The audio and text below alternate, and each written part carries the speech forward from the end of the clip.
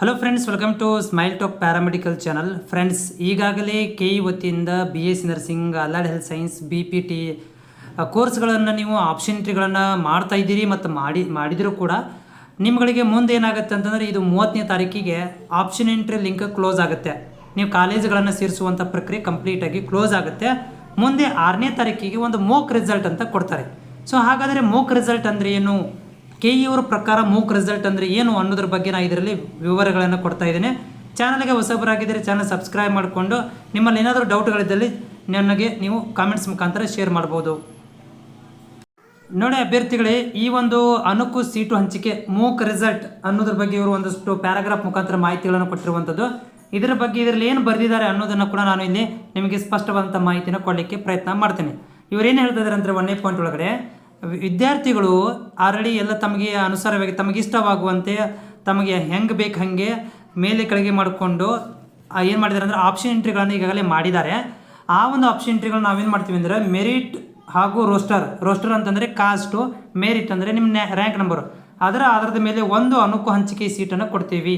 ಅಂದರೆ ಒಂದು ಸೀಟನ್ನು ನಾವಿಲ್ಲಿ ಅನುಕು ಹಂಚಿಕೆ ಅಂತ ಹೇಳ್ತಾ ಇದ್ದಾರೆ. ಅನುಕು ಅಂತಂದರೆ ಏನು ರೀ, ಮೋಕದಲ್ಲಿ ಇದು ಪರ್ಮನೆಂಟ್ ಅಲ್ಲ. ಇದು ಈ ಒಂದು ಸೀಟ್ ಹಂಚಿಕೆ ಪರ್ಮನೆಂಟ್ ಅಲ್ಲ. ಇದು ಏನಪ್ಪ ಅಂದರೆ ನಿಮ್ಗಳಿಗೆ ಅನುಕು ಸೀಟು ಹಂಚಿಕೆ ಈ ಒಂಥರ ಏನಪ್ಪ ಅಂದರೆ ಸಾಂಕೇತಿಕ ರೂಪ ಅಂತೇಳಿ. ಸಾಂಕೇತಿಕ ಈ ರೀತಿ ಬರುತ್ತೆ, ಈ ರೀತಿ ನಿಮಗೆ ಬರುವುದಿಲ್ಲ, ಸಿಗುವುದಿಲ್ಲ ಅನ್ನೋದಕ್ಕೆ. ಉದಾಹರಣೆಗೆ ನೀವು ಒಂದೀಗ 100 ಕಾಲೇಜುಗಳನ್ನು BSc ನರ್ಸಿಂಗ್ ಹಾಕಿರಿ. ನೀವು ಇಲ್ಲಿ ನಿಮ್ಮ ರ್ಯಾಂಕ್ ನಂಬರ್ ಇದೆ 1,20,000 ಇದೆ. ನಿಮ್ಮ ಕಾಸ್ಟಲ್ಲಿ ಮತ್ತು JM ಅಲ್ಲಿ ನೀವು 100 ಕಾಲೇಜುಗಳನ್ನ ಆಯ್ಕೆ ಮಾಡ್ಕೊಂಡಿರಿ. ಮೋಕ್ ರಿಸಲ್ಟ್ ಬಂದಾಗ ನಿಮಗೆ ನಾಟ್ ಅಲೌಟೆಡ್ ಅಂತ ಬಂದಿತ್ತು. ಸೊ ಇದರ ಅರ್ಥ ಏನು ರೀ, ಈ ಮೋಕ್ ರಿಸಲ್ಟಲ್ಲಿ ನಿಮಗೆ ಸೀಟ್ ಸಿಕ್ಕಿಲ್ಲ ಅಂದ್ರೆ ಅರ್ಥ ಏನಂದರೆ 100 ಕಾಲೇಜುಗಳಲ್ಲಿ ನಿಮ್ಮ 1,20,000 ರ್ಯಾಂಕಿಗೆ ಯಾವುದೇ ಥರಂಥ ಸೀಟ್ ಹತ್ತಲಿಕ್ಕೆ ಸಾಧ್ಯವಿಲ್ಲ. ಅದಕ್ಕೆ ನಿಮಗೆ ಸೀಟ್ ಕೊಟ್ಟಿಲ್ಲ ಅಂತ ಅರ್ಥ. ಅಂದರೆ ನಿಮ್ಮ ಕಾಸ್ಟಿಗೆ ನಿಮ್ಮ ರ್ಯಾಂಕಿಗೆ 100 ಕಾಲೇಜುಗಳಲ್ಲಿ ಸೀಟ್ ಇಲ್ಲ, ನೀವು ಇನ್ನೂ ಬೇಕಾದರೆ ಹೆಚ್ಚಿಗೆಗಳನ್ನು ಹಾಕ್ಬೋದು ಅಂತ ನಿಮ್ಗೆ ಗೆಸ್ ಮಾಡ್ಕೊಳ್ಳಿಕ್ಕೆ, ಒಂದು ಊಹೆ ಮಾಡ್ಕೊಳ್ಳಿಕ್ಕೆ ಒಂದು ರಿಸಲ್ಟ್ ಅಂತ ಕರಿತೀವಿ. ಇದು ಒಂಥರ ಪ್ರಾಕ್ಟೀಸ್ ಇದ್ದಂಗೆ ರೀ.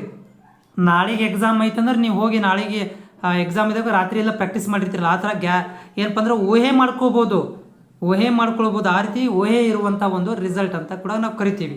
ಇದರಲ್ಲಿ ನಾವು ಮತ್ತೇನು ಮಾಡ್ತಾರೆ ಇವರು, ಎರಡನೇ ಹೇಳ್ತಾ ಇರೋದು ಏನಂತಂದ್ರೆ ಇಲ್ಲಿ ನೀವು ಈ ಇಚ್ಛೆ ಆಯ್ಕೆಗಳನ್ನು ನೀವು ಬೇಕಾದರೆ ರಿಸಲ್ಟ್ ಬಂದ ಮೇಲೆ ಪರಿಷ್ಕರಿಸಿ, ಅಂದರೆ ಫೈನಲ್ ಆಪ್ಷನ್ಗಳನ್ನು ಬದಲಾವಣೆ ಮಾಡ್ಕೊಳ್ಬೋದು, ಅಪ್ಡೇಟ್ ಮಾಡೋದು, ಸೇರಿಸಲು, ಕೈ ಬಿಡಲು ನಿಮ್ಮಗಳಿಗೆ ಚಾನ್ಸ್ ಇದೆ. ಅಂದರೆ ನೀವು ರಿಅರೇಂಜ್ಮೆಂಟು, ಡಿಲೀಟು, ಆ್ಯಡ್ ಮತ್ತು ಕಾಲೇಜ್ಗಳನ್ನ ಸೇರಿಸ್ಬೋದು. ಅದಕ್ಕೆ ನಿಮಗಲ್ಲಿ ಚಾನ್ಸ್ ಐತಿ. ಓಕೆ, ಯಾವಾಗದು ಮೂಕ್ ರಿಸಲ್ಟ್ ಬಂದಾಗ ನಂಗೆ ಸೀಟ್ ಸಿಕ್ಕಿಲ್ರಿ ಏನು ಮಾಡ್ಬೇಕ್ರಿ ಅಂದರೆ ನೀವು ಮತ್ತೆ ಸೇರಿಸ್ಬೋದು. ಅಥವಾ ನಿಮ್ಮ ಮೂಕ್ ರಿಸಲ್ಟಲ್ಲಿ ಒಂದು ಕಾಲೇಜ್ ಬಂದುಬಿಡ್ತು, ಆ ಕಾಲೇಜ್ ನಿಮ್ಗೆ ಇಷ್ಟ ಆಗಿಲ್ಲ, ಅದನ್ನು ನೀವು ಡಿಲೀಟ್ ಮಾಡ್ಬೋದು. ಹೌದಪ್ಪ, ಇದಕ್ಕೆಲ್ಲ ಸಿಗುತ್ತೆ ನನಗೆ, ಯಾಕಂದರೆ ನನಗೆ ಈ ಕಾಲೇಜ್ ಬೇಡ, ನನಗೆ 2ನೇ ಕಾಲೇಜ್ ಬೇಕಾಗಿದೆ ಅಂತಂದರೆ ಇದನ್ನು ನೀವು ಡಿಲೀಟ್ ಮಾಡಿ ಒಂದಿದ್ದಲ್ಲಿ ಇದನ್ನು 100ಕ್ಕೆ ತೊಗೊಂಬಂದು ಇಡ್ಬೋದು. 100 ಸ್ಥಾನದಿದ್ದರೆ 1ನೇ ಸ್ಥಾನ ತೊಗೊಂಬಂದು ಇಡ್ಬೋದು. ಅಂದರೆ ಗ್ಯಾಸ್ ಮಾಡ್ಕೊಳ್ಳಿಕ್ಕೆ ಒಂಥರ ನೀವು 5 ಕಲ್ಲು ಹೋಗಿರ್ತೀರಿ, ಈಗ 5ರಲ್ಲಿ ಪಕ್ಕದಲ್ಲಿ ಬೀಳ್ದಿರ್ತಾವೆ, ಒಂದು ಐಡಿಯಾ ಸಿಗುತ್ತೆ ನಿಮ್ಗೆ 6ನೇ ಕಲ್ಲಿಗೆ ಏನು ಮಾಡ್ಬೇಕಂತೇಳಿ. ಆ ರೀತಿಯಲ್ಲಿ ಗ್ಯಾಸ್ಗಳನ್ನು ಮಾಡ್ಕೊಳ್ಬೋದು. ಅನುಕು ಫಲಿತಾಂಶ ನಂತರ ಏನು ಮಾಡ್ತಾರೆ, ನೀವು ರಿಅರೇಂಜ್ಮೆಂಟು, ಕೋರ್ಸು, ಕಾಲೇಜುಗಳು ಹಾಕಿದ ಮೇಲೆ ಫೈನಲ್ ಆಗಿ ನಿಮಗೆ ಸೀಟ್ ಹಂಚಿಕೆಗಳನ್ನು ಮಾಡ್ತಾರೆ. ಆಮೇಲೆ ಇದು ನೋಡಿ, ನೆಕ್ಸ್ಟ್ ಪಾಯಿಂಟ್ ಏನಿದೆಪ್ಪ ಅಂದರೆ ಇದು ಕೇವಲ ಸಾಂಕೇತಿಕ ಸ್ವರೂಪದ ಸೀಟು ಹಂಚಿಕೆ ಕ್ರಮವಾಗಿದೆ. ಇದರ ಮೇಲೆ ನೀವು ಅಡ್ಮಿಷನ್ ಮಾಡಿಸ್ಕೊಳಕ್ಕೆ ಬರೋಂಗಿಲ್ಲ.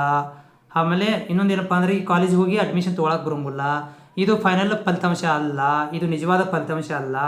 ಆದ್ದರಿಂದ ಎಲ್ಲ ವಿದ್ಯಾರ್ಥಿಗಳು ಸೀಟು ಹಂಚಿಕೆ ನಿಜವಾದ ಪ್ರಕ್ರಿಯೆ ಇಚ್ಛೆಗಳನ್ನು ನಮೂದಿಸೋದಕ್ಕಾಗಿ ನಿಗದಿತ ಕೊನೆಯ ದಿನಾಂಕ ಮತ್ತು ಸಮಯ ಇಚ್ಛೆ ಅಪ್ಡೇಟ್ ಮಾಡಿಕೊಳ್ಳೋದು. ಅಂದರೆ ಇದರ ಮೇಲೆ ಡಿಪೆಂಡ್ ಆಗಕ್ಕೆ ಹೋಗಬೇಡ್ರಿ ಅಂತ ಹೇಳ್ತಾರಲ್ಲ. ನೋಡಿರಿ, ಈಗ ನಾವು ಉದಾಹರಣೆ ಒಂದು ಕಾಲೇಜ್ ಕೊಟ್ಟುಬಿಟ್ಟಿವಿ, ಸೆಲೆಕ್ಟ್, ಖುಷಿ ಪಡುವಂಥ ಅವಶ್ಯಕತೆ ಇಲ್ಲ. ಇದು ಚೇಂಜು ಆಗ್ಬೋದು. ಮೋಕ್ ರಿಸಲ್ಟಲ್ಲಿ ಏನು ಬೇಕಾದ ಆಗ್ಬೋದು. ಇದರ ಮೇಲೆ ನೀವು ಅಡ್ಮಿಷನ್ ತೊಗೊಳಕ್ಕೆ ಬರೋಂಗಿಲ್ಲ. ಇದು ನೀವು ಹೋಗಿ ಅಬ್ಜೆಕ್ಷನ್ ಮಾಡೋಕ್ಕೆ ಬರೋಂಗಿಲ್ಲ. ನನಗೆ ಮೋಕ್ನ್ಯಾಗ ಬಂದಿತ್ತು, ಫೈನಲಲ್ಲಿ ಯಾಕೆ ಬಂದಿಲ್ಲ ಅಂಥೇಳಿ ನೀವು ಜಗಳ ತೆಗೆಯಕ್ಕೆ ಬರೋಂಗಿಲ್ಲ, ಅಡ್ಮಿಷನ್ ಆಗಲಿಕ್ಕೆ ಬರೋಂಗಿಲ್ಲ. ಇದು ಜಸ್ಟ್ ಮೋಕ್ ರಿಸಲ್ಟ್ ಮಾತ್ರ. ಇದು ಅನುಕು ಪ್ರದರ್ಶನ ಮಾಡ್ದಂಗೆ, ಒಂದೇನಪ್ಪ ಅಂದ್ರೆ ಪ್ರಾಕ್ಟೀಸ್ ಟೆಸ್ಟ್ ಮಾಡ್ದಂಗೆ, ಇದು ಒಂಥರ ಪ್ರಾಕ್ಟೀಸ್ ರಿಸಲ್ಟ್ ಇದ್ದಂಗೆ, ಇದು ಫೈನಲ್ ಅಲ್ಲ ಅಂತ ಈ ಮೋಕ್ ರಿಸಲ್ಟಲ್ಲಿ ಹೇಳ್ತಾ ಇದ್ದಾರೆ.